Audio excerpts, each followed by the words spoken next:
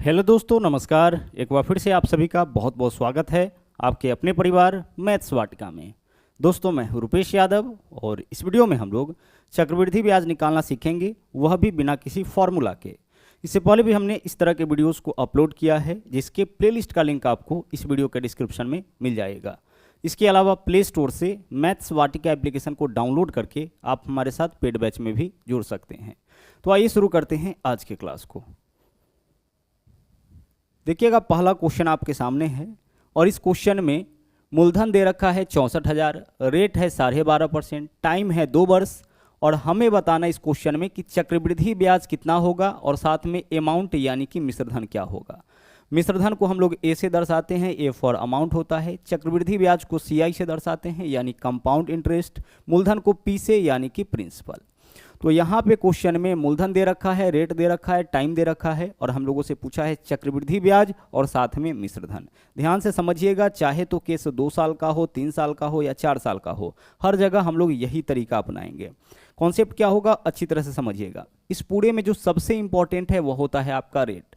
तो सबसे पहले रेट का वैल्यू निकालिए। तो 12.5% का मान कितना होगा? 1/8 होगा। बहुत ही कॉमन डाटा है, जनरली हम लोगों को याद ही रहता है।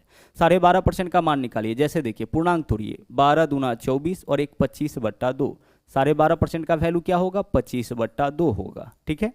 इसके अलावा अगर प्रतिशत हटाइएगा तो इसका मतलब बट्टा में क्या हो जाएगा? बट्टा में 100 होगा। सोल्व करिए, 25 चौके 100, ऊपर में कोई वैल्यू नहीं तो 1 और नीचे में 2 चौके 8, यानी कितना वैल्यू आया? 1/8। तो 12.5% का मान पहले हम इस तरीके से निकालेंगे। जैसे मान लीजिए रेट आपका रहता है यहाँ पे 33.1/3%, तो हम क्या करते? हम उसी तरीके से पूर्णांक तोड़ते। 33 या 99 और 100, 100/3, 33.1/3 का वैल्यू। प्रतिशत हटाएंगे, बट्टा में कितना होगा? 100।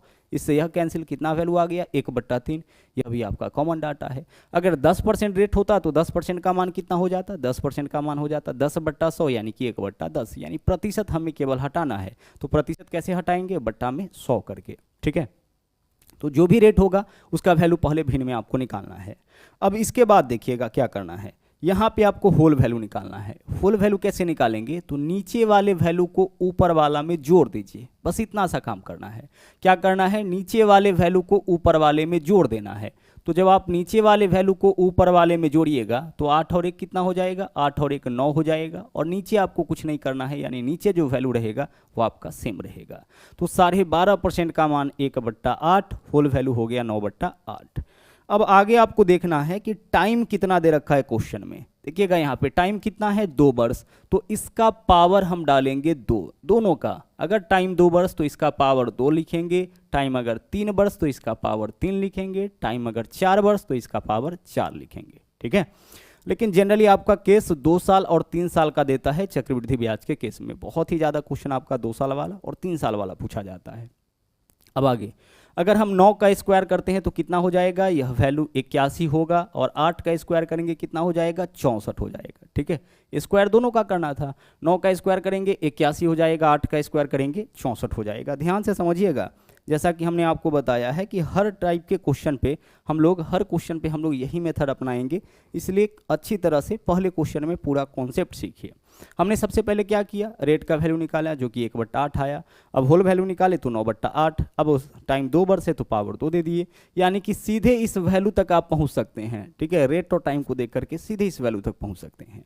अब इस वैल्यू में जो नीचे वाला वैल्यू है यह है आपका मूलधन। यह क्या है? यह है आपका मूलधन। ठीक है। मूलधन को हम लोग P से डिनोट करते हैं।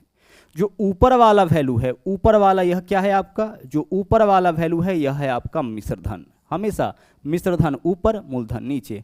मिश्रधन क्या होता है? मूलधन से बड़ा वैल्यू होता है, क्योंकि मिश्रधन का मतलब होता है मूलधन प्लस ब्याज। तो नीचे में मूलधन, ऊपर वाला क्या होगा? ऊपर वाला मिश्रधन होगा। और ब्याज क्या होगा? तो मिश्रधन और मूलधन का जो अंतर होगा वही तो ब्याज होगा। तो 81 माइनस 64 कितना हो जाएगा? 17। यही आपका ब्याज होगा। और यह जो ब्याज है वो आपका किस तरह का ब्याज है? चक्रवृद्धि ब्याज है, यानी कि कंपाउंड इंटरेस्ट है। तो 3 चीज देख लीजिए यहाँ पे आ गया। मिश्रधन पता हो गया है, मूलधन पता हो गया है, चक्रवृद्धि ब्याज पता हो गया है। और सब किस फॉर्म में पता हुआ है? यूनिट वाइज पता हुआ है। चक्रवृद्धि ब्याज कितना यूनिट? 17 यूनिट। मूलधन कितना यूनिट? 81 unit, 64 unit. और मिश्रधन कितना यूनिट? 81 यूनिट।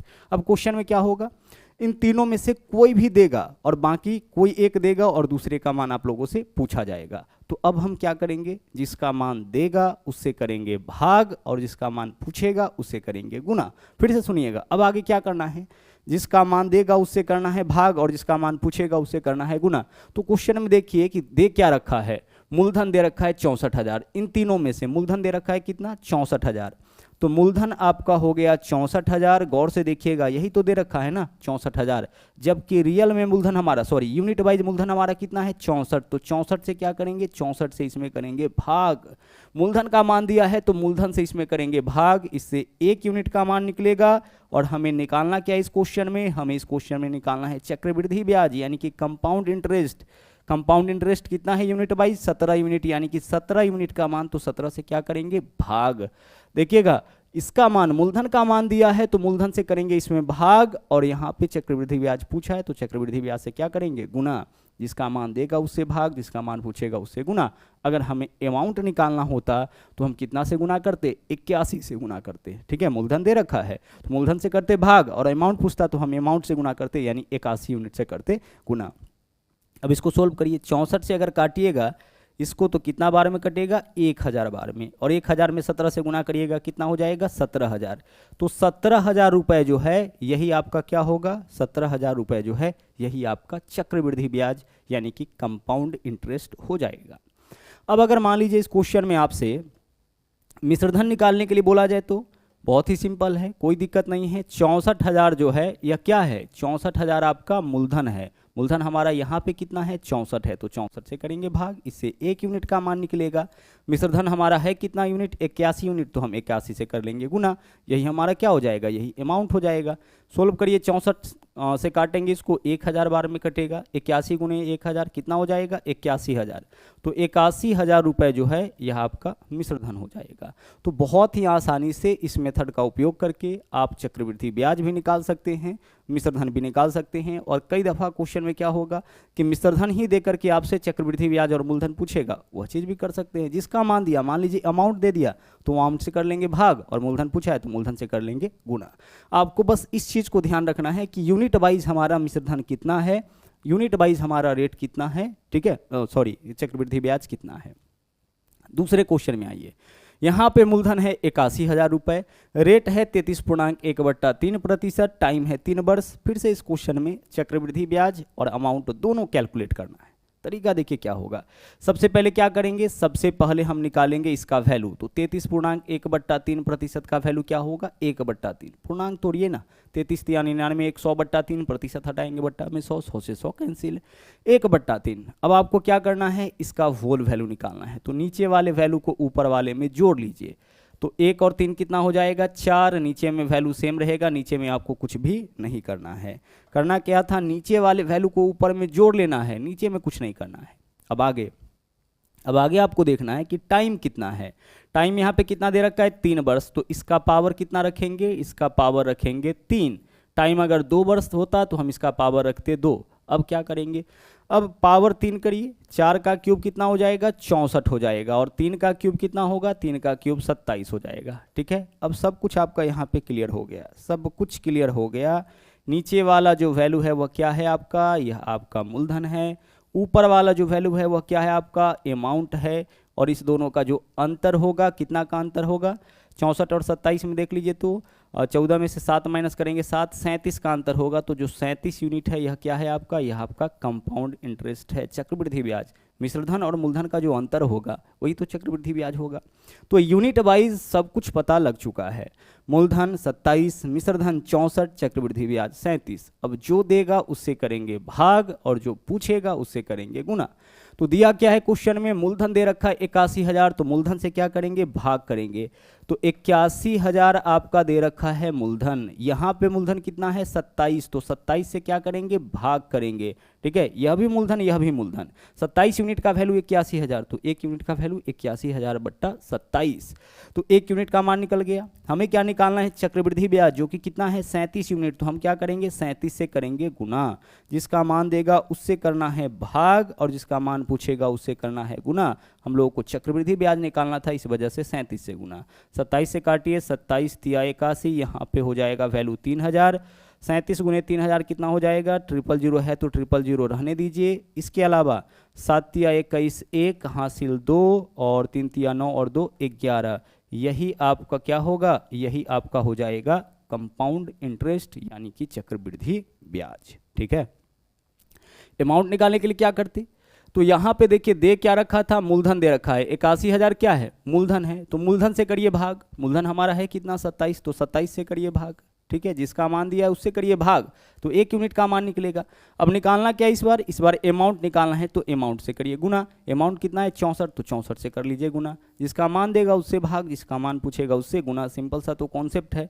सोल्व करिए, 27 से काटिए, 27 तिया 81, यहाँ पे वैल्यू कितना हो जाएगा 3000, 000 के लिए तो 000 पहले लिख दीजिए, 4 तिया 12 2 हासिल 1 क्षेत्रिक 18 और 1 19, यही आपका क्या होगा, यही आपका अमाउंट हो जाएगा। तो अमाउंट भी आप आसानी से निकाल सकते हैं, चक्रवृद्धि ब्याज भी आसानी से निकाल सकते हैं। ठीक है, चलिए अब चलते हैं हम लोग अगले क्वेश्चन में। देखिएगा यहाँ पे क्वेश्चन क्या है, इस बार क्वेश्चन में रेट दिया है, टाइम दिया है, अमाउंट दिया है और चक्रवृद्धि ब्याज और मूलधन दोनों पूछा गया है। पहला चीज हम क्या करेंगे, सबसे पहले हम लोग रेट का वैल्यू निकालेंगे। 66.2/3 का वैल्यू क्या होगा, भिन्न के रूप में 2/3 हो जाएगा। ठीक है, यह सब डाटा हम लोग को जनरली याद रहता है, नहीं याद रखता है तो याद रखिएगा। इसको तोड़िए, 66 3 198 और 2 200, ऊपर में वैल्यू 200 बट्टा में 3, प्रतिशत हटाएंगे बट्टा में 100, इससे यह कैंसिल, क्या वैल्यू आया 2/3, तो 66.2/3 का वैल्यू कितना होता है 2/3 होता है। अब आपको होल वैल्यू तो निकालना पड़ेगा, हाँ सर निकालना पड़ेगा, निकाल लीजिए। कैसे निकालिएगा, नीचे वाले वैल्यू को ऊपर वाले में जोड़ के, जोड़िए 3 और 2 5 और नीचे में वैल्यू सेम रहेगा, नीचे में कुछ भी आपको नहीं करना है। और अब क्या करना है, इसका पावर उतना रखना है जितना टाइम होगा। तो टाइम कितना है इस बार, टाइम है इस बार 3 वर्ष, तो पावर क्या रखेंगे, इसका पावर रखेंगे 3। अब पावर 3 रखने पर क्या वैल्यू आता है, 5 का क्यूब 125 और 3 का क्यूब 27, 125 बट्टा कितना हो गया, 125/27 हो गया। 125/27 का मतलब नीचे वाला जो वैल्यू है, यह जो वैल्यू है यह आपका क्या है, यह आपका प्रिंसिपल है। ऊपर वाला जो वैल्यू है वह क्या है, अमाउंट है। और इस दोनों का अंतर कितना का, 125 में से 27 माइनस करिए 98, यह क्या है आपका, यह आपका कंपाउंड इंटरेस्ट है। तो तीनों चीज यूनिट वाइज पता लग चुका है। अब हम क्या करेंगे, जिसका मान दिया है उससे करेंगे भाग और जिसका मान पूछा है उससे करेंगे गुना। तो मान दिया किसका है, अमाउंट का, 1,25,000 जो है 12,500 ही है, 12,500 जो है यह क्या है आपका 12,500 अमाउंट है। ध्यान से देखिएगा, यह क्या है अमाउंट है, तो हम अमाउंट से भाग करेंगे। अमाउंट कितना है हमारा 125 यूनिट। और निकालना क्या है, चक्रवृद्धि ब्याज यानी 98 यूनिट का मान, तो हम कितना से गुना करेंगे 98 से। जो पूछेगा उससे गुना करना है, जो देगा उससे भाग करना है। सोल्व करिए, 125 से 125 कैंसिल, यहाँ पे बचेगा 100, 100 से 98 में गुना करेंगे कितना हो जाएगा 9800, तो 9800 आपका हो गया चक्रवृद्धि ब्याज। ठीक है, अब यहीं पे अगर क्वेश्चन में हम लोगों को मूलधन निकालने के लिए बोल दिया जाए, इस बार मूलधन नहीं दिया है, इसके पीछे के क्वेश्चन में मूलधन दिया था, इस बार मूलधन हम लोगों से पूछा है, कोई बात नहीं, जिसका मान दिया है उससे कर लीजिए भाग। तो 12,500 किसका वैल्यू है, अमाउंट का। अमाउंट है कितना 125, तो 125 से कर लीजिए भाग। पूछा क्या हम लोगों से, मूलधन पूछा है, तो मूलधन से कर लीजिए गुना। मूलधन है कितना, मूलधन है आपका नीचे वाला 27 यूनिट, तो 27 से कर लीजिए गुना। 125 से 125 कैंसिल, 100 टाइम्स में 100 गुने 27 कितना हो जाएगा 2700, तो 2700 रुपये जो है यह आपका क्या होगा, 2700 रुपये आपका मूलधन हो जाएगा। ठीक है, चलिए, तो यह था तरीका आपका यहाँ पे बिना किसी फॉर्मूला के कंपाउंड इंटरेस्ट कैलकुलेट करने का। इसके अलावा और बहुत सारा कॉन्सेप्ट होता है, जैसे मान लीजिए ब्याज का संयोजन छमाही हो तिमाही हो, उस केस में हम लोग क्या करते हैं, तो उन सारी चीज़ों को हम पहले ही बता चुके हैं, जिसका लिंक भी आपको इस वीडियो के डिस्क्रिप्शन में मिल जाएगा। तो चलिए आज के लिए इतना ही, फिर से मुलाकात होगा अगले वीडियो में एक नए कॉन्सेप्ट के साथ, एक नए ट्रिक के साथ। थैंक यू, जय हिंद।